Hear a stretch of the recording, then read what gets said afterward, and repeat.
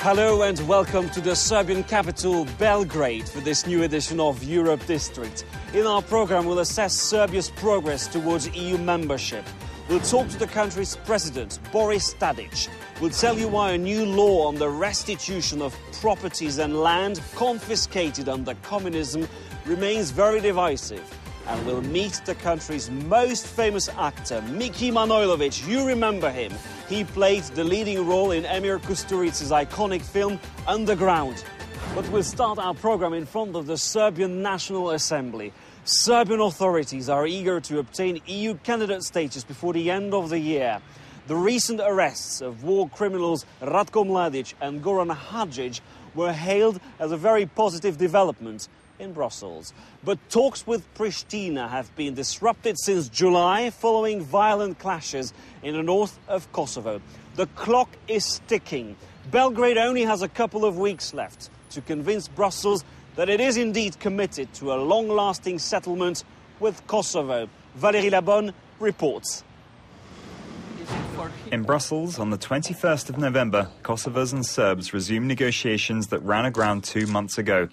The thorny subject of border crossings will be discussed, among others. However, that doesn't really affect Zvezdan Đurić. This professor of economics at the faculty of Belgrade drives 5 hours every month to the northern part of Kosovo to teach a class of Serb students in Mitrovica. To get there, he receives a bonus of €150 in addition to his €500 monthly salary. But he doesn't do it for the money, he does it out of principle. For a man like me, who has lived and worked in North Kosovo, it's not difficult to go over there to the faculty where I studied, worked and was co-director.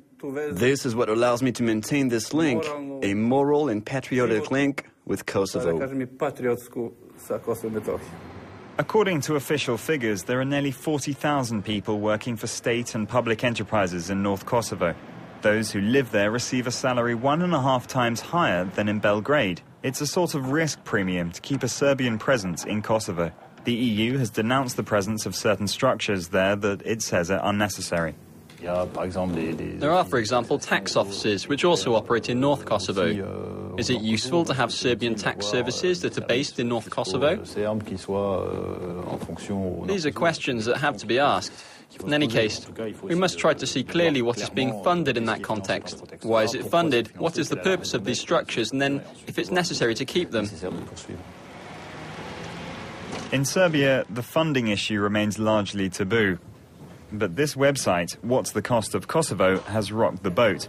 It shows how much the country has spent since the withdrawal of Serbian troops in June 1999. The figures climb to more than €6.2 billion, equivalent to the entire annual budget of Serbia. Its creator wonders if this money has been well spent. You have a lot of corruption, you have a lot of state officials, you have a lot of political parties officials who are living in Kosovo, in northern Kosovo especially, and they're receiving a lot of money from Serbian budget. And of course, you have a lot of so-called businessmen. They're, I don't know, build roads, build buildings, and all the money they have is from Serbian budget. Popovic says he calculated a final sum from the published accounts of government departments. Many of them, like the Ministry of the Diaspora or the Telecommunications Ministry, have budgets for Kosovo.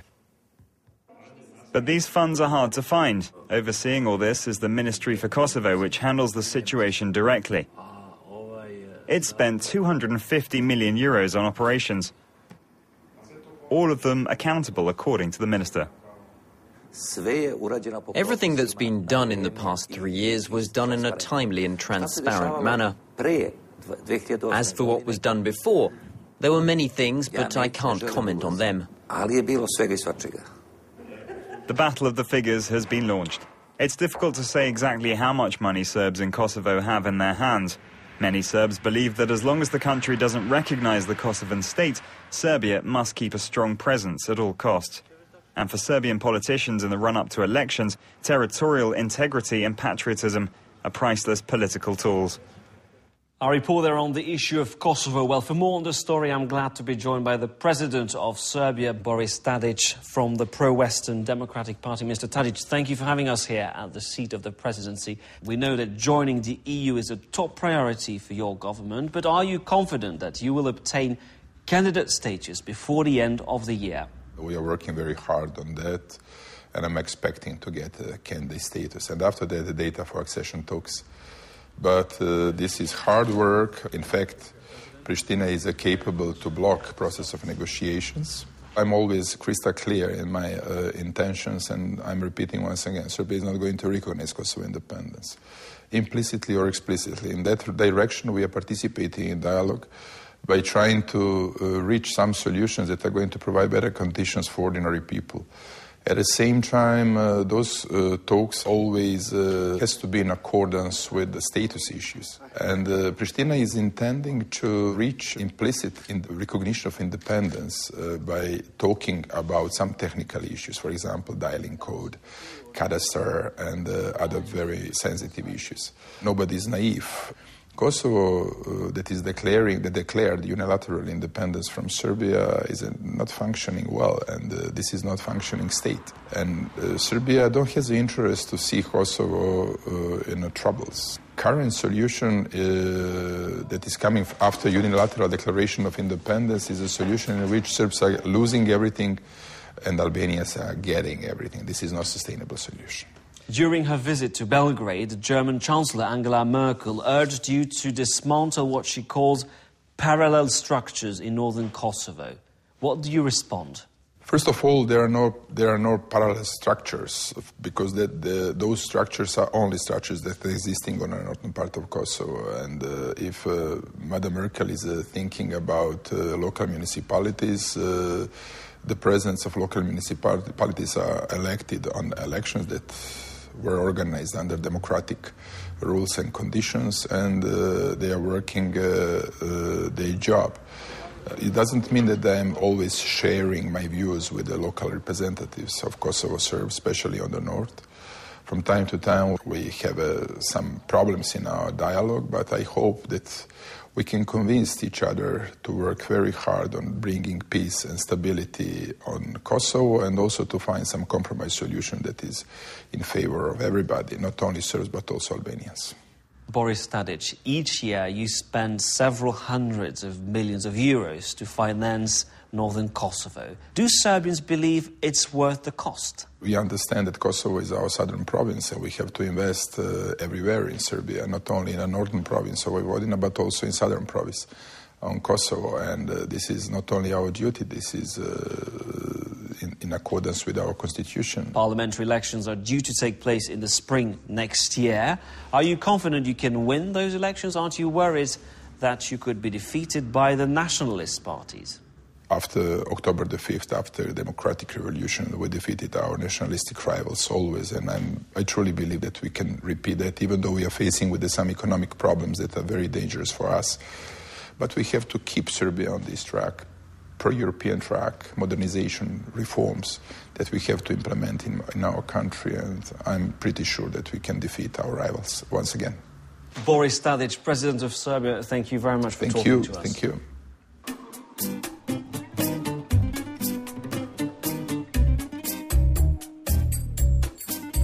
And I'm now in the Bohemian district of Skadarlija, often referred to as Belgrade's Montmartre. And let's move to our next story. It was a prerequisite for progress towards the European Union. Serbia has agreed to amend an outdated law on restitution. Citizens who saw their properties or land confiscated under the communist regime of Tito are entitled to claim them back. But as our correspondent Laurent Rouy found out, many Serbians complain procedures are long and tedious, while compensation on the whole remains very low. Mirjana still lives in the building that belonged to her family, but with the nationalizations that happened in the communist era in 1946, the other apartments were given away. Now, after a new law passed on October the 6th, Mirjana will get back only 2 of the 18 apartments plus financial compensation. She's not too pleased with this outcome. There are other properties that could be given instead and with which the former owners could restart economic activity.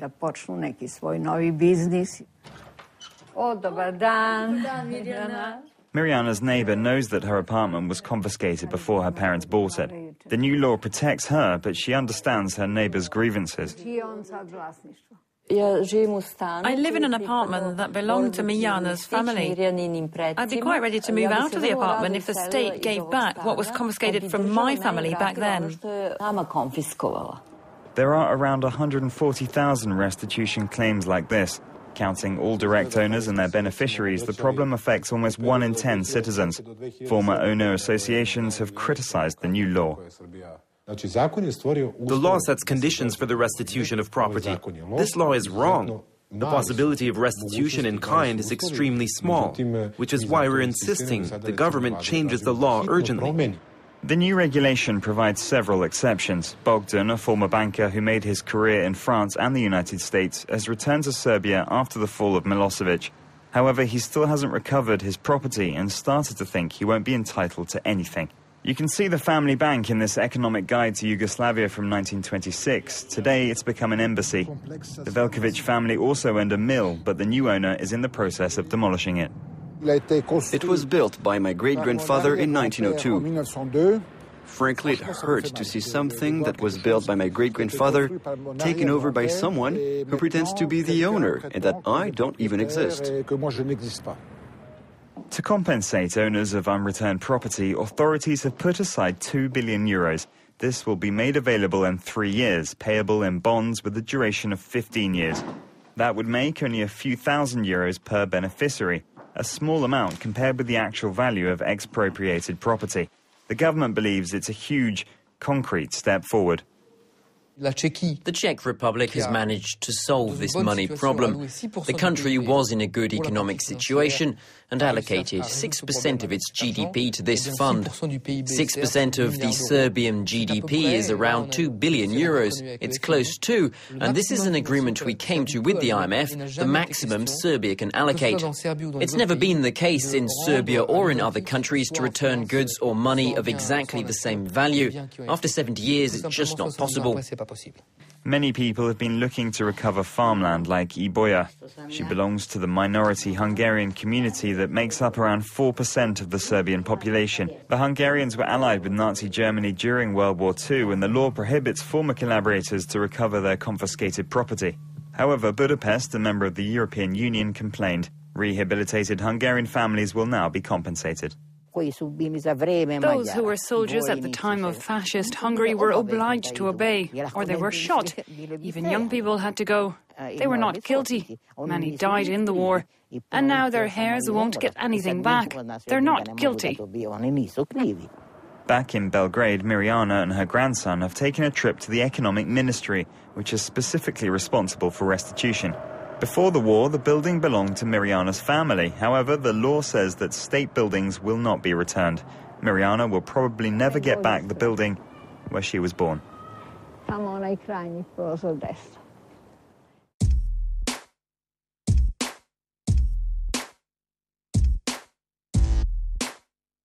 I'm now in front of the Belgradska Arena. 1 year ago, this is where Serbia won the Davis Cup after beating France.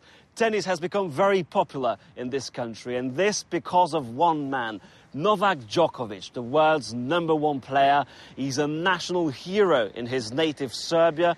His story has inspired many young Serbians whose dream it is to follow in his footsteps. Tonight I owe you everything because you have made this day the best day of my life. I will never forget. I dedicate this trophy to you and I dedicated it to Serbia as a whole.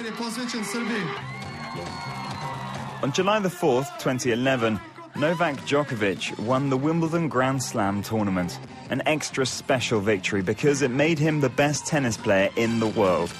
He wanted to celebrate his success in Belgrade because Noel, as he's known in Serbia, has become a source of national pride. He's the #1 brand of Serbia, and we know that the image of this country wasn't so well. Now, because of him and because of other Serbian players, I think it's much better. Winning the 2010 Davis Cup against France with his teammates gave the people of his country a moment of joy they haven't felt for years. Djokovic's success has put Serbia well and truly on the sporting map. But then he's always believed in himself. The biggest aspect as well is, I guess, first came from the family. That's for sure. They really believed in him. They always told him that he will as well be the world's best. And I guess through his younger days, he always believed that. He was always accompanied by people that believed that he'll be really good. His talent has opened up a world of possibility for younger players. Registration numbers have exploded at the Tennis Federation of Serbia. Today, no less than 3 Serbs sit in the ATP Top 20 rankings, and their succession could already be ensured. 16-year-old Nikola is already doing better than Novak at the same age. He acknowledges that training conditions have improved, but the federation could do better. You see all of these players here around. Last year they weren't here, you know. Now they're here training in the federation court, so it's getting better, but still can be better. Every good player which succeeded is from Belgrade, you know, and what is about other cities, you know, there still have to make more courts. Djokovic's family had to fight alone to bring Novak to this level, without substantial assistance from the federation. His father therefore decided to invest in the future of Serbian tennis by creating his own academy, a competitor. Since early November, he's taken 4 junior players under his wing. They train 2 times a day, just like their idol. We try to follow even Novak's philosophy, so to include yoga, which is very tremendous important, then psychologist, then all the other things that are beside tennis court, because on tennis court differences are not so big. Today, Novak's fortune is estimated at nearly 25 million euros, excluding advertising contracts. It's priceless for Serbia to have an ambassador like Novak. He's even been offered a diplomatic passport.